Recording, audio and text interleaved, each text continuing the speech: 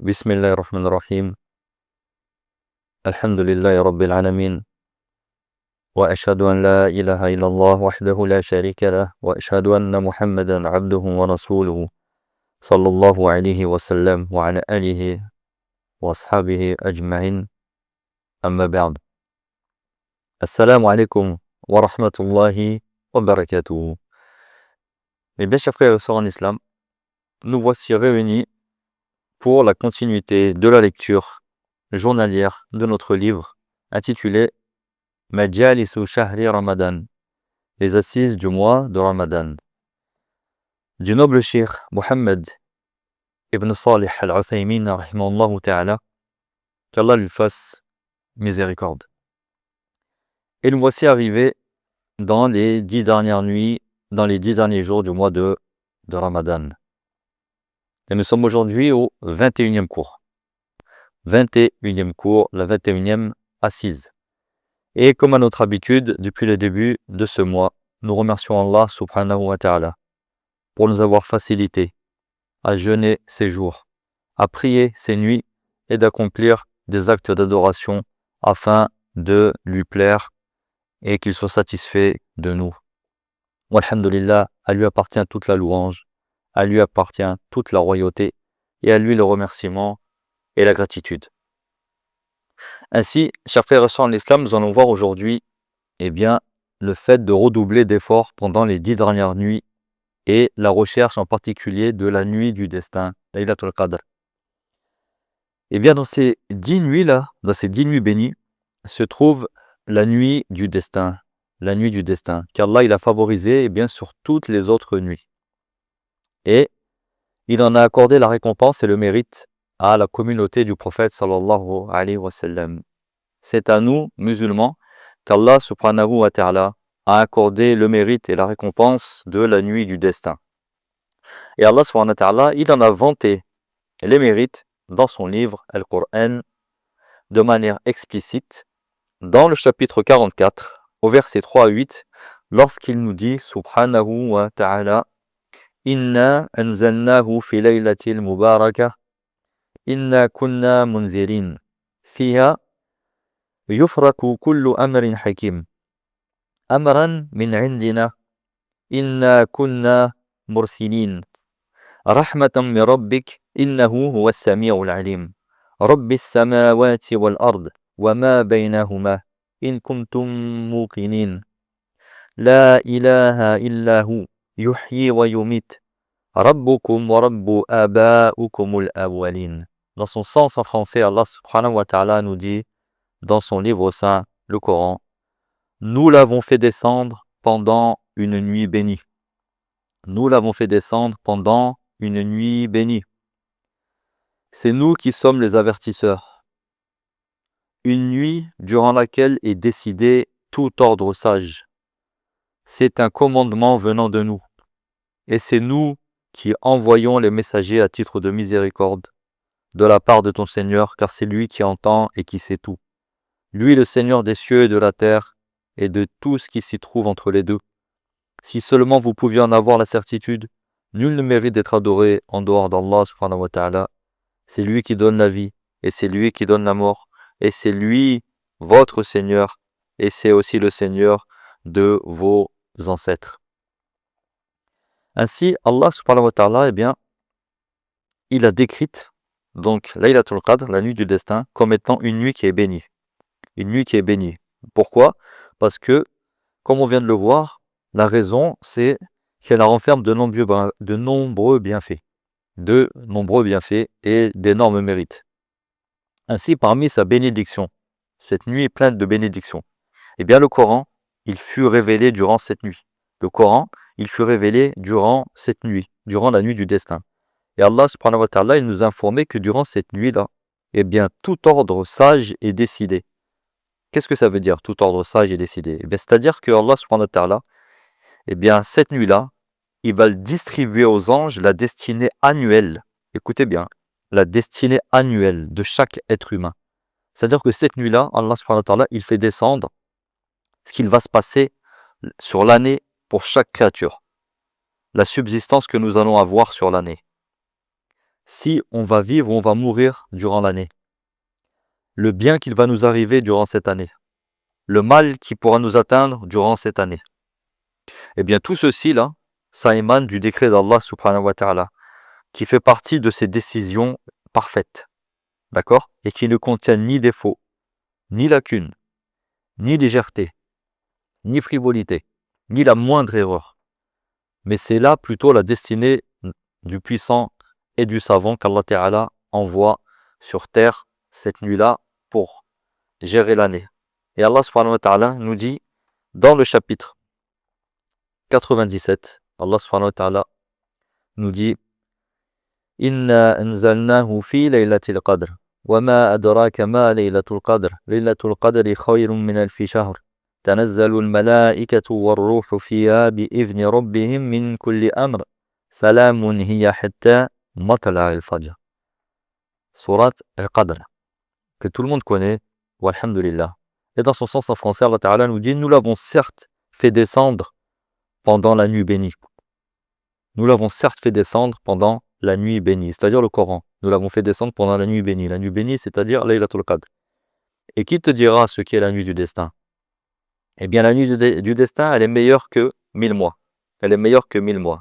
Et durant cette nuit-là, les anges ainsi que l'âme, c'est-à-dire Jibril, l'ange Gabriel, donc les anges ainsi que Jibril, alayhi salam, ils descendent avec la permission de leur Seigneur sur la terre, porteurs de tout ordre. Elle est paix et salut jusqu'à l'apparition de l'aube. Elle est paix et salut jusqu'à l'apparition de l'aube. Le terme Al-Qadr, donc Laylatul Qadr, Al-Qadr, ça désigne la noblesse et l'importance. Ou alors ça désigne aussi le destin et le décret divin. Ça désigne aussi le destin et le décret divin. En effet, la nuit du destin, c'est une nuit qui est noble.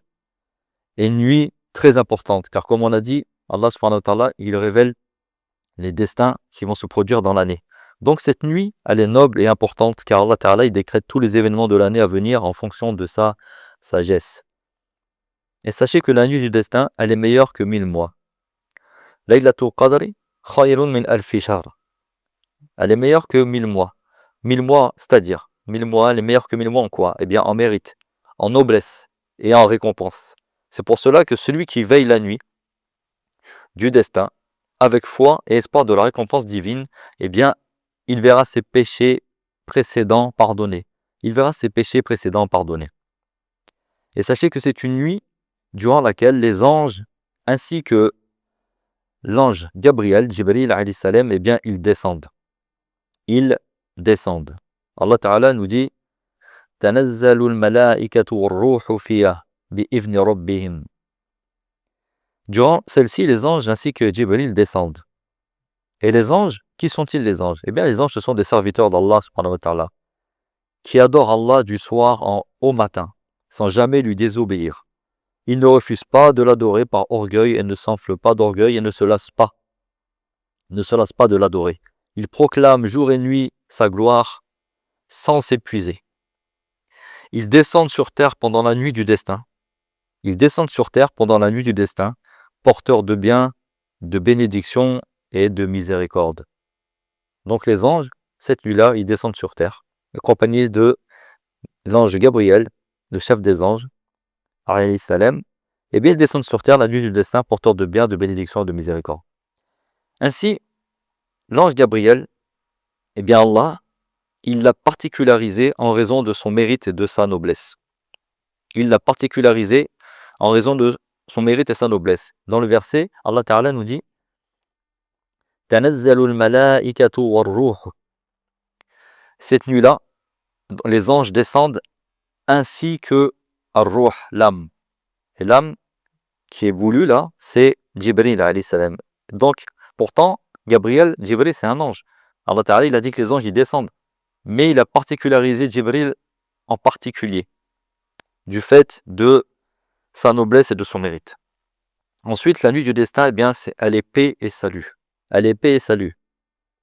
Salamun. Elle est paix et salut. C'est-à-dire que cette nuit, eh bien, procure la paix aux croyants, en raison du grand nombre d'âmes qui sont affranchies du feu de l'enfer. C'est une nuit porteuse de paix en raison du grand nombre d'âmes qui sont affranchies du feu de l'enfer, en sachant que chaque nuit, Allah subhanahu wa ta'ala, il affranchit des âmes de l'enfer. Il affranchit chaque nuit des âmes de l'enfer. Mais cette nuit-là est particulière. Cette nuit-là, la nuit du destin est particulière. Et elle est paix et salut jusqu'à quand? Eh bien, hatta matla' al-fajr, jusqu'à l'apparition de l'aube. C'est-à-dire c'est-à-dire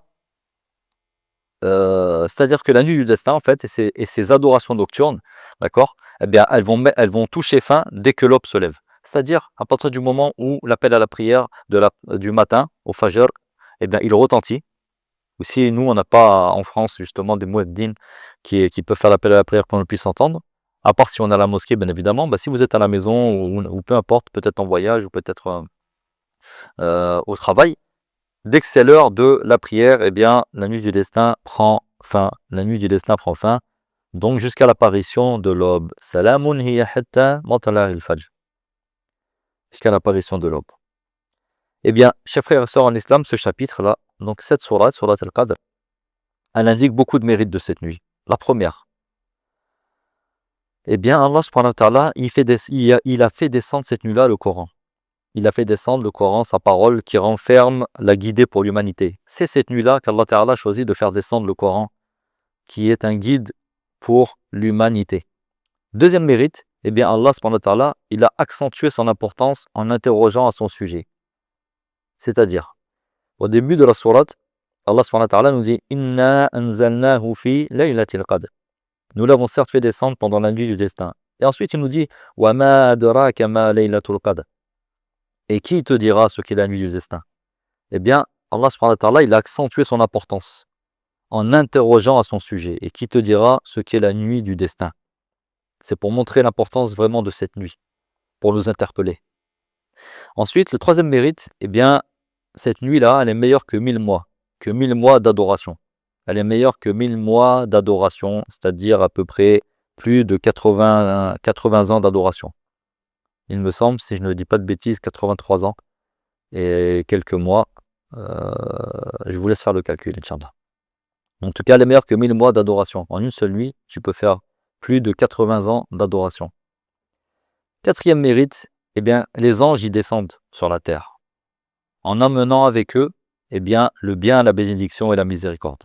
En amenant avec eux le bien, la bénédiction et la miséricorde. Cinquième mérite, c'est une nuit qui est paisible, une nuit reposante, une nuit où règne la sakina. En raison de quoi? Du grand nombre de personnes qui échappent à la punition et au châtiment d'Allah, grâce à quoi? À leurs adorations. Grâce à nos adorations, bien évidemment. C'est Allah subhanahu wa ta'ala qui nous fait miséricorde pour pouvoir accomplir ces adorations et qui nous facilite ces adorations. Mais par ces adorations-là, eh bien, nous allons pouvoir échapper à la punition et au châtiment de l'enfer, qu'Allah nous en préserve. Amin. Sixième mérite, Allah subhanahu wa ta'ala, il a révélé à son sujet un chapitre entier. Donc Allah, il a révélé une sourate entière concernant la nuit du destin. D'accord? Qui est lue et qui est récitée et qui sera récitée jusqu'au jour de la résurrection. Alhamdulillah. Également, parmi les mérites là maintenant de ce chapitre-là, parmi les mérites de cette sourate, eh bien, Allah Ta'ala, il a fait descendre à son messager, sallallahu alayhi wa sallam, pour que ce soit une bonne annonce pour nous, afin de rechercher cette nuit, à travers les 10 dernières nuits du Ramadan. Sachez que Abu Huraira, radiallahu anhu, il a rapporté que le prophète, sallallahu alayhi wa sallam, a dit « Quiconque veille la nuit du destin avec foi et espoir de la récompense divine, eh bien, il verra ses péchés précédents pardonnés. Quiconque veille la nuit du destin avec foi et espoir de la récompense divine verra ses péchés précédents pardonnés. » C'est-à-dire en ayant foi en qui? En Allah subhanahu wa ta'ala. Et en espérant quoi? En espérant obtenir la récompense et la rétribution qu'il a promise à ceux qui veillent cette nuit. Allah subhanahu wa ta'ala nous a promis une récompense énorme et immense pour celui qui veille cette nuit-là. Eh bien, nous devons la veiller. Nous devons la veiller pour obtenir sa récompense. Et ceci, c'est valable pour toute personne qui a les connaissances de cette nuit précisément ou pas. Car la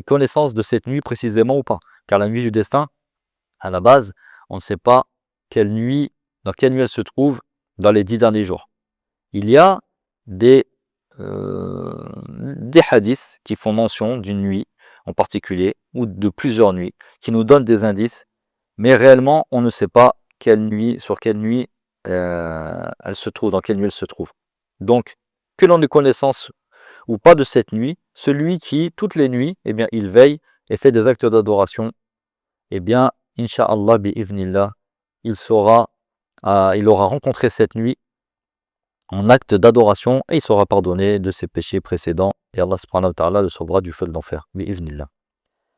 Sachez que la nuit du destin, ce qui est sûr, c'est qu'elle se trouve bien évidemment dans le mois de Ramadan. La nuit du destin se trouve dans le mois de Ramadan. Car Allah subhanahu wa ta'ala, il nous a informé qu'il a révélé le Coran durant cette nuit-là. Le Coran a été révélé durant la nuit du destin. Et la nuit du destin se trouve dans le mois de Ramadan, car le Coran a été révélé durant le mois de Ramadan. D'accord? Donc elle se trouve pendant ce mois. Nous l'avons fait descendre dans la nuit du destin. Nous l'avons fait descendre dans la nuit du destin. Et il dit le mois de Ramadan durant lequel nous avons fait descendre le Coran. Le mois de Ramadan durant lequel nous avons fait descendre le Coran. Et bien ceci prouve que la nuit du destin se trouve dans le mois de Ramadan. D'accord? Et qu'elle était présente dans les communautés précédentes. Et oui, cette nuit-là, elle ne date pas de 1447 ans. Aujourd'hui, nous sommes en 1447 hégirien. Cette nuit-là, Laylatul Qadr, elle ne date pas de 1447 ans. Elle était là bien avant. Elle était là depuis les premiers envoyés. Cette nuit a toujours été là. Cette nuit a toujours été là. Eh bien, cette nuit-là, d'accord, elle était présente dans toutes les communautés précédentes, comme dans cette communauté, celle du prophète, sallallahu alayhi wa sallam, et ce, jusqu'au jour de la résurrection. Mais Allah, subhanahu wa ta'ala, il a choisi la communauté du messager d'Allah, sallallahu alayhi wa sallam, la communauté musulmane, pour obtenir le bien de cette nuit. Abu Dhar, radiallahu anhu, rapporte avoir demandé au prophète, sallallahu alayhi wa sallam, au messager d'Allah, dis-moi, si la nuit du destin se situe dans le mois de Ramadan ou non. Il répondit, elle se trouve dans le mois de Ramadan. Je dis, est-ce qu'elle existait à l'époque des prophètes et fut élevée lorsqu'ils moururent, ou bien perdure-t-elle jusqu'au jour de la résurrection? Il me dit, elle perdure plutôt jusqu'au jour de la résurrection. Ça, sachez, chers frères en islam, que c'est un hadith qui est rapporté par l'imam Ahmed et d'autres, et qui a été jugé faible par le noble cheikh Al-Albani, rahimahullah ta'ala, qui l'a jugé faible. Al-Muhim. Sa récompense, en revanche, elle est spécifique à cette communauté. Sa récompense, elle est spécifique à cette communauté, comme elle fut particularisée par le jour du vendredi. Le jour du vendredi, c'est propre aux musulmans. D'accord? Eh bien, la nuit du destin, c'est propre aussi aux musulmans. Wallahu a'lam. Et Allah est le plus savant. La nuit du destin, chers frères en islam, se trouve dans les 10 dernières nuits du mois de Ramadan. Dans les 10 dernières nuits. En vertu de la parole du prophète, sallallahu alayhi wa sallam, qui a dit chercher la nuit du destin pendant les 10 dernières nuits de Ramadan. Écoutez, chercher la nuit du destin pendant les 10 dernières nuits de Ramadan. Déjà là, on a un indice, les 10 dernières nuits. Sachez qu'il y a plus de probabilité qu'elle se trouve dans les nuits impaires, plutôt que dans les nuits paires. Il y a plus de probabilité qu'elle se trouve dans les nuits impaires plutôt que dans les nuits paires. En raison de quoi? En raison du hadith, chercher la nuit du destin dans les 10 dernières nuits impaires de Ramadan. Deuxième indice. Un hadith, deuxième hadith, qui nous dit la même chose, chercher la nuit du destin dans les 10 dernières nuits, mais là le prophète sallallahu alayhi wa sallam, là il nous précise, dans les 10 dernières nuits impaires du mois de Ramadan. Impair, qu'est-ce que ça veut dire? Ça veut dire la 21e nuit, la 23e, la 25e, la 27e, la 29e. Donc, là on a un indice de plus. Ensuite, il y a plus de probabilité encore qu'elle se trouve dans quoi? Dans les 7 dernières nuits impaires du Ramadan. Car les compagnons du prophète sallallahu alayhi wa sallam, ils virent en rêve qu'elle se situait dans cette période. Alors le prophète sallallahu alayhi wa sallam, il leur dit, je vois que vos visions concordent au sujet des 7 dernières nuits. Que celui qui souhaite la trouver, la cherche donc dans les 7 dernières nuits. Que celui qui souhaite la trouver, la cherche donc dans les 7 dernières nuits. Donc là, on a un indice encore en plus. Au début, cherchez-la dans les 10 dernières nuits. Ensuite, cherchez-la dans les 10 dernières nuits impaires. Et ensuite, cherchez-la dans les 7 dernières nuits. dans les 7 dernières nuits. Et il a dit, sallallahu alayhi wa sallam, cherchez-la dans les 10 dernières nuits.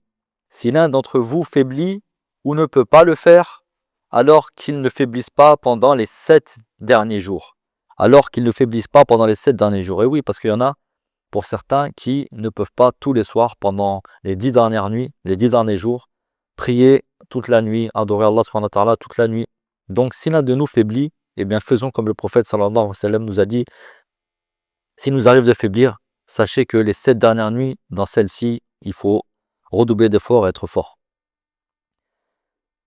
Et ensuite, la plus probable de toutes ces nuits, la plus probable de toutes ces nuits, donc ces nuits impaires, eh bien, est sans doute la 27e nuit, en vertu du hadith de Ubay ibn Ka'b, radiyallahu anhu, où il a dit, je jure par Allah que je sais quelle est la nuit que le prophète sallallahu alayhi wa sallam nous a ordonné de veiller. Je jure par Allah que je connais la nuit que le prophète sallallahu alayhi wa sallam nous a ordonné de veiller. Et il a dit, c'est la nuit du 27. C'est la nuit du 27. Et ça, c'est un hadith qui est rapporté par l'imam Muslim, rahimallah. C'est pour ça que beaucoup prennent cette nuit-là en particulier. Et quand on parle de la nuit du destin, tout le monde parle de la nuit du 27. D'accord? C'est à cause de ce hadith.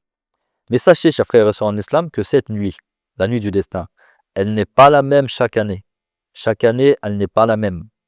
Mais sachez qu'elle se déplace. Elle se déplace. Elle se déplace. Ainsi, une année, elle pourra être la nuit du 27. L'année suivante, celle du 25. L'année suivante, celle du 21. L'année suivante, celle du 23. L'année suivante, celle du 29. Et cela selon la volonté d'Allah subhanahu wa ta'ala et par sa grande et parfaite et noble sagesse. La preuve de cela. Vous allez me dire, oui, mais comment ça? Une nuit, c'est une nuit. Elle ne peut pas bouger, elle ne peut pas se déplacer. Eh bien, Allah subhanahu wa ta'ala fait ce qu'il veut. Pour preuve, eh bien, le hadith du prophète sallallahu alayhi wa sallam, écoutez bien, où il nous a dit, cherchez-la, car elle peut se trouver dans la 9e, dans la 7e, ou la 5e nuit. Elle peut se trouver dans la 9e, la 7e, ou la 5e nuit. Et ça, c'est un hadith qui est rapporté par l'imam al-Bukhari. L'imam al-Bukhari, rahimallah. Imam Ibn Hajar, rahimallah, dit dans le Fath, l'avis le plus juste est qu'elle se trouve dans les 10 dernières nuits impaires et qu'elle se déplace. Je répète, l'avis le plus juste est qu'elle se trouve dans les 10 dernières nuits impaires et qu'elle se déplace. Donc, Allah subhanahu wa ta'ala, sachez qu'il ne l'a pas dévoilé à ses serviteurs. Allah, il ne nous a pas dévoilé. Pourquoi? Eh bien, par miséricorde envers nous, afin que nous multiplions l'accomplissement des bonnes actions, comme la prière, l'évocation d'Allah, l'invocation, la lecture du Coran, les aumônes. Dans quel but? Eh bien, en vue de l'obtenir, en vue de trouver cette nuit, en vue de trouver cette nuit. C'est à nous de la chercher. Regardez les hadiths, à chaque fois le prophète sallallahu alayhi wa sallam, il a commencé à nous dire cherchez la nuit du destin, cherchez la nuit du destin, cherchez la nuit du destin. Eh bien, c'est ce que nous devons faire. Et Allah subhanahu wa ta'ala ne nous a pas dévoilé quelle nuit c'est. Pourquoi en même temps?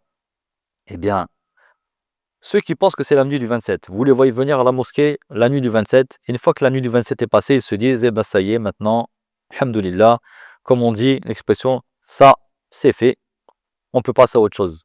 Et on ne les voit plus à la mosquée. Et vous verrez souvent dans les mosquées qu'après la nuit du 27, eh bien, les mosquées, eh bien, elles se vident. Les mosquées se vident. Et Allah subhanahu wa ta'ala ne nous a pas fixé la date précise, justement, pour redoubler d'efforts. D'accord? Et se rapprocher de lui. D'accord? Pour se rapprocher encore plus de notre Seigneur et pour être encore plus et mieux récompensé. Alors Allah subhanahu wa ta'ala, il a caché cette nuit afin que se distingue celui qui va faire des efforts pour l'obtenir de celui qui la délaisse par paresse. Elle est là la différence entre celui qui va faire des efforts, qui va redoubler d'efforts pour atteindre cette nuit, et celui qui va la délaisser par paresse une fois qu'elle est passée.